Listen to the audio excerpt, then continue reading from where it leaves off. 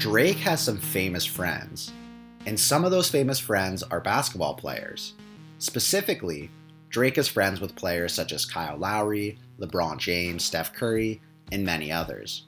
Drake, although the global ambassador for the Toronto Raptors and their most high-profile fan, he's known for supporting various teams and players over the years.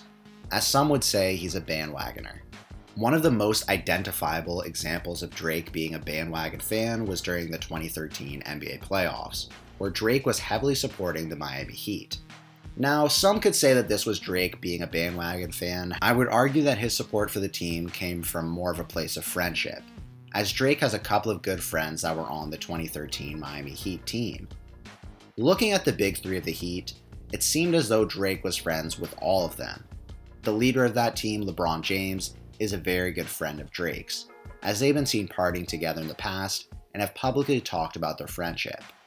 LeBron has also even joined Drake on stage at a concert before. Dwayne Wade also is friends with Drake, as Drake helped host a birthday party for Wade at his restaurant Pick 6 in Toronto. Finally, Chris Bosh seems to be cool with Drake as well, as Bosh was on the show Uninterrupted with Drake and LeBron and discussed his memories of Toronto. Seeing that Drake had at least a couple of fans in the Miami Heat, it seems natural that he'd be supporting his friends and wanting them to achieve success. However, when that success was found, Drake wasn't included in their celebrations. But why did this happen?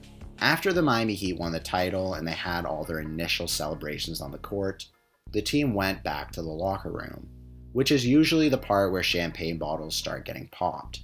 I'm sure Drake and LeBron have popped some champagne bottles in the past, and since Drake was trying to celebrate with his good friend, he was naturally led to the Miami Heat locker room to pop bottles again. But one thing was in Drake's way. Surprisingly, it was this man right here. This guy, who was a security guard at the arena, would not allow Drake into the Miami Heat's locker room. The security guard stated that only media was allowed in the locker room, to which Drake gave the appropriate response of, "I am media." Drake later explained why he wasn't allowed in the locker room and why he wanted to go into the locker room at all. "As a joke, I tried to go in with the media through the media entrance. I'm allowed to go in the Heat locker room for the most part, but I just tried to do it in a funny way. It didn't work out for me. I'll never do it again." Drake also said, "It's good to know that the security guy is doing his job. Some things are sacred, like the Heat locker room on the night of the NBA Finals. Not anybody should be able to walk in there." And he clearly knows zero Drake songs. I don't blame him. He was like 89 years old. I understand. Hats go off to that gentleman who was doing due diligence as security. So it seems like Drake took the denial pretty well, and he eventually got to party with his friends later that night. Are you surprised that Drake got denied from the Miami Heat locker room after they won the NBA title? Should he have been denied in the first place?